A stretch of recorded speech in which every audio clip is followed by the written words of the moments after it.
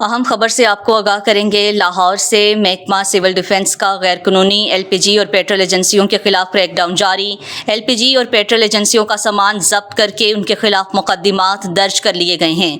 अहम खबर से आपको आगाह कर रहे हैं। लाहौर से महकमा सिविल डिफेंस का गैर कानूनी एलपीजी और पेट्रोल एजेंसियों के खिलाफ क्रैकडाउन जारी है। एलपीजी और पेट्रोल एजेंसियों का सामान जब्त करके उनके खिलाफ मुकदमात दर्ज कर लिए गए हैं।